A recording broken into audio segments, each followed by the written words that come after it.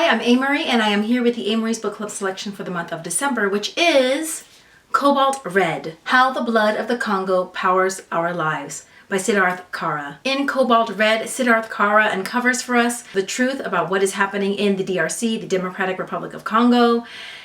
And it's not pretty, it's not great. Some of you may already be aware of what's happening in the Congo via the news a bit, a lot more on social media, especially the last few months, I feel, regarding what's happening, which is cobalt mining. There are so many resources in the region, and cobalt is one of them. It is extremely important. Basically, all of us walking around with our smartphones, our laptops, anything with rechargeable batteries, electric cars, lithium batteries, these all contain cobalt. And 3/4 of it is mined here by artisanal miners, which sounds very quaint and kind of sweet, but basically it just means people who are mining with their bare hands, because the cobalt is so on the surface, and they're mining with their bare hands. They might have a little shovel, maybe some rebar that they're just using to poke at the ground. And we're not talking a few people, we're talking 15,000 people in a mine, thousands of children. These are your artisanal miners. These are the people at the very, very beginning or bottom of the supply chain of many, if not all, of the tech companies, the electric vehicle companies, the rechargeable battery companies, basically everyone. Everyone is getting their cobalt from the Congo. Again, 3/4 of the cobalt in the world that's being mined is being mined by people with their bare hands, including children. If you do a quick Google search of Congo mining, cobalt mining, you will see what looks to be huge city blocks of ground, which are mines, because the cobalt is being mined from the surface as well as underground, and thousands upon thousands of people just scraping at it with their fingernails. It's terrible to see, but what's so bad is that many of the tech companies, like so many companies today in any industry, make these promises like, oh, we really do our best to make sure that everything is sustained, all the sustainability, everything is sourced ethically, et cetera, et cetera. There are some organizations that are created to effectively watchdog these things, but when Mr. Kara went to see what things really were, he was like, I saw no one. I saw no one doing anything. No one visited. It's almost as if these things don't actually exist. And so what you have in these trillion-dollar businesses is a situation in which people are practically enslaved. Child labor, children, people dying at these mines. And people aren't always on the surface. People also go underground to mine, and these mines collapse often. Many times people aren't even able to retrieve their bodies. Maybe out of 67 people, 4 people may be rescued. 70 people, 5 people may be rescued. And everyone else is trapped under the ground forever. Because this is artisanal mining, which is different from industrial mining. Industrial mining would be the kind of mining we think of when we think of mining in the first place, which would involve heavy machinery, bulldozers, excavators, that kind of thing. This is just people just standing there in their flip-flops and their Crocs. I've seen children in their Crocs, digging up to their elbows, full body, covered with cobalt, which is also very hazardous, by the way, because there are lots of hazardous minerals mixed in all that dirt. You have uranium in there as well. It's just a horrific situation. So what Siddharth Kara is doing is, first of all, bringing this to our attention, bringing this situation to the world. The Congo has experienced many horrors, including the horrors inflicted upon them during the rubber trade, King Leopold, so he's saying this isn't the most bloodiest, but it's certainly a situation in which you have so many who are working for little to nothing, $1 to $2 a day, for something that essentially runs the entire planet. Unlike something like sugar or tea or cotton or rubber, cobalt is in everything. It powers our modern lives. And the people who are doing all the mining get next to nothing. Not only are they getting next to nothing, it's their cobalt. That to me is the great injustice of it, is that it is a resource of the Congo. Siddharth Kara gives us a brief rundown of the history of the Congo as far as major points in history, including when it won its independence. The first democratically elected prime minister was Patrice Lumumba, who was going to usher in a new age for the Congo after so much colonialism, so much bloodshed, and essentially Western powers who had their eye on all the resources of the Congo, the US, the UN, and Belgium assassinated him. Side note, people often will say about various situations throughout the world, that doesn't really involve me, that doesn't really involve us, what do we have to do with it? We have struggles of our own, why are we worried about their struggles?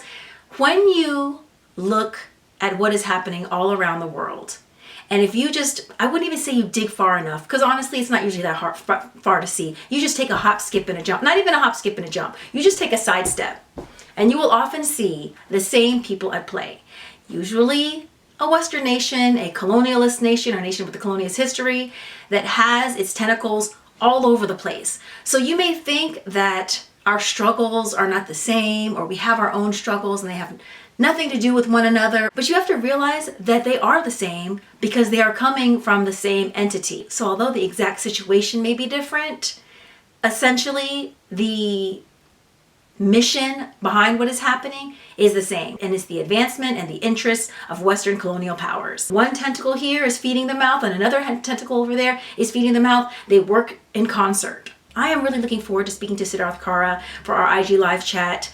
He not only presents what's happening, but he does have suggestions on what can be done, what should be done. Now, one of the things that he thinks is important is going to the top of the supply chain, going to these huge multi-billion-dollar companies, the tech giants that we all know, companies that provide EV cars, etc., and making them stand behind the ethical promises that they make to the public. I completely agree with this. This is so important. But I wonder, and I would have to ask him his opinion, I wonder if actually the most important thing is actually going to the beginning of the supply chain, the bottom, if you will, of the ladder. Because Africa is so rich. The Congo is so rich in resources and minerals. I mean, everything. There's so much in the Congo in the ground. But it is completely exploited by people who are not Congolese. The people do not benefit from their own resources. Going into this book, I was wondering, how is this allowed to happen? How is this happening? What logistically, how is this happening? And of course, the Congolese government does play a role because it has deals with foreign companies, etc.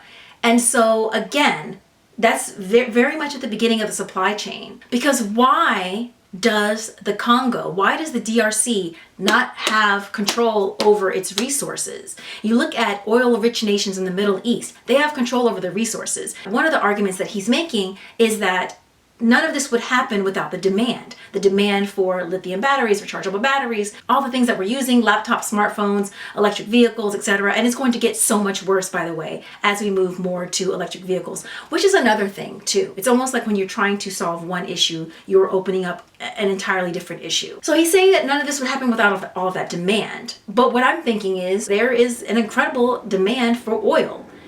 Obviously for fuel, but also we're talking about plastics and so many things that are made from petroleum. So there is incredible demand for oil. And yet the nations in the Middle East that are oil rich are not exploited in this way. They are able to use that to their advantage. So the fact that everyone needs cobalt should be a great thing regarding having a lot of cobalt in your ground, in your nation. And yet we are seeing the Congolese suffer so greatly. I don't view the problem as being the demand and the demands that we have to put on these companies, which again, I feel like we should do that, but I don't feel like it's up to them to change everything, because then you're still looking outside.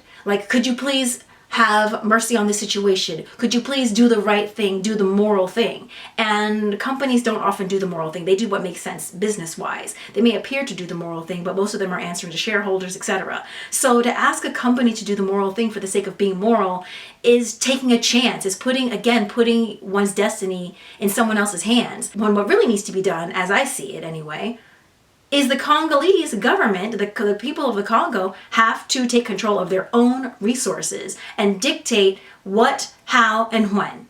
And if the world is getting 3/4 of their cobalt from the Congo, what we should be seeing are citizens who have everything that they need, have plenty of money, perhaps they even get stipends to live off of, free healthcare, so many of the things that we see in oil-rich nations, which, to be fair, have smaller local populations. It's easier to take care of a smaller group of people than a large group of people. But listen, if the world is getting 3/4 of their cobalt from the Congo, then I think there's still plenty of money to help the people who live there. It should be a nation of immense wealth, which frankly, considering the history, I so feel if there's anyone in the world that deserves a break, a boon, it would be the people of the Congo. This issue came on my radar, unfortunately, too late.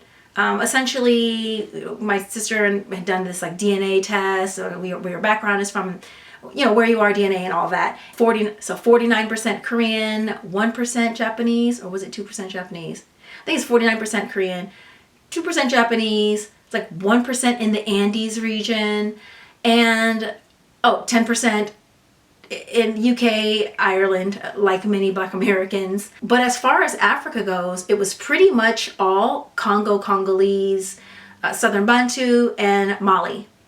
And when we did a different DNA test, the African, so we did that, and that was, what was that, 23andMe? I can't remember what my sister did. But then we had my dad do the matriarchal African American ancestry test, and they can get a lot more specific. So they'll follow the mitochondrial DNA all the way to so your mother's mother, and it goes all the way back. And like what the other test was saying regarding Mali, we went all the way back to Fulani. So Fulani, Mali with Congolese. And most of it was Congolese. So all that to say, on our African side, my family is from the Congo and Mali, or the Fulanis. So of course I wanted to know more, and one of the things I came across regarding what was happening now in the Congo, in the DRC, is this. And I feel ridiculous for coming to this so late. I think that's the thing about it, is that so many people don't know what's happening. Or they might have heard there's some mining or something going on with child labor or harsh conditions, but we know only the tip of the iceberg, and barely that. Siddharth Kara has done so much investigative reporting and responsible journalism, because a lot of people are in danger from, by talking to anyone, especially from the outside. There are soldiers who are always very wary. They wanted to protect the companies, protect the mining. The situation can be so complex because there's so much complicity that goes all the way up the chain. One of the things that I appreciate too is that Siddharth Kara, recognizes the importance of lifting up, amplifying Congolese voices, letting them tell their story. Because as a foreigner, of course, he's saying all this stuff, but it is important to hear from the people themselves. But I also really appreciate what he's doing, because as it is with so many situations, when you don't have someone from the outside coming in, the rest of the world does not get a glimpse of what is really happening, because so many of the people who these things are happening to are silenced. This is such important work. This is such an important subject. This is something that can really be changed. This is something we can all come together to make a difference in. It does not have to be this way. What is happening in the Congo does not have to remain so. But the first step is knowing that there's a problem, knowing what's going on. I am so pleased, so grateful to be able to bring you this selection, Cobalt Red, How the Blood of the Congo Powers Our Lives, to AMERIE'S book club for the December selection. Make sure you guys check in with us. We'll likely be chatting at the beginning of January instead of the end of December with the holidays and everything. But definitely stay tuned and follow the book club at AMERIE'S book club on IG. Also my personal IG at Amerie. Also follow the hashtags Read with Amerie, hashtag AMERIE'S book club. Pick up this extremely important book today and join the read. Join the read and join the conversation at the top of January. In the meantime, happy, or at the very least, very informed reading.